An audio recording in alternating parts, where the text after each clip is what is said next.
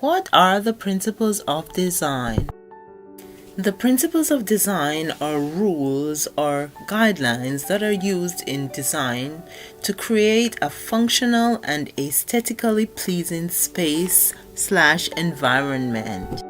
They are not hard and fast rules. They can be broken. However, it is a good idea to employ these rules until you have developed a natural instinct for what works in achieving a successful design. These principles of design can be used to help you analyze a difficult situation and come up with a solution. Once you have mastered how to apply the principles of design, you will be well able to put a design composition together without consciously fussing about them. There are generally 7 principles of design. To do justice to each principle, I will be teaching a lesson on each, what they are, and how you can employ them to put a successful design together.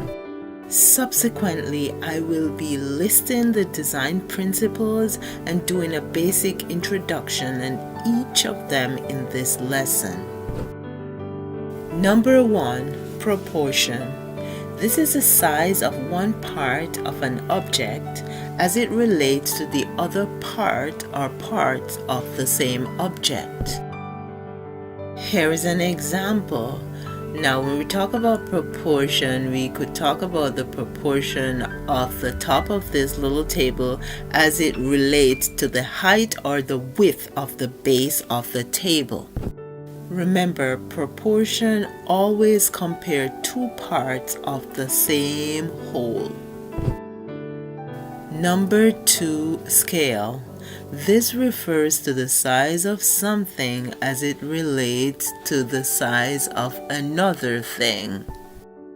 Visual scale in interior design refers to the size of something as it relates to other things around it in the composition of the space.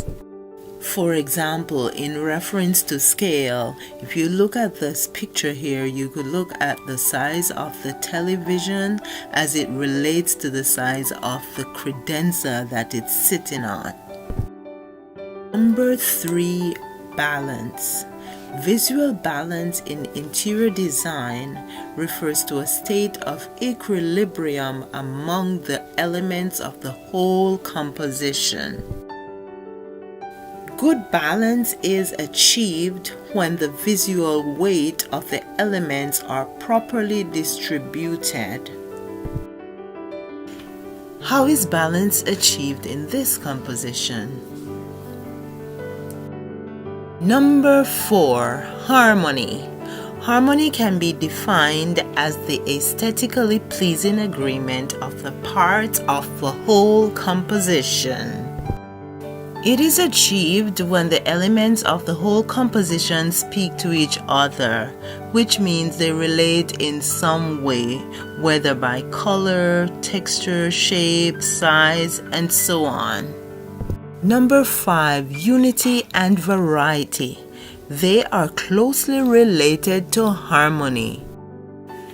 Unity is all about the separate parts of a design composition working together in unison/oneness, while variety adds interest by injecting elements that are in contrast to the general composition. Number 6, emphasis. Let's just call emphasis the focal point of the composition.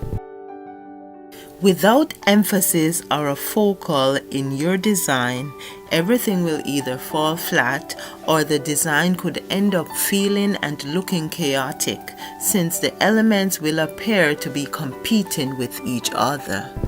Throughout your design, each part of the design should be given significance, depending on the role it plays in your design composition. Where is the emphasis or focal point in this composition? Number 7, rhythm.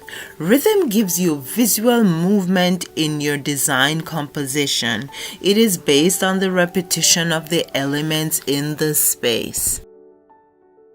It also creates unity and a rhythmic continuity throughout a space, while giving the viewer's eyes a path to follow within the composition in the space. Can you identify rhythm in this composition?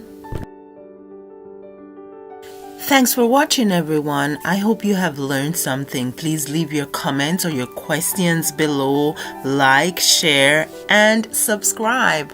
I'll see you in the next video.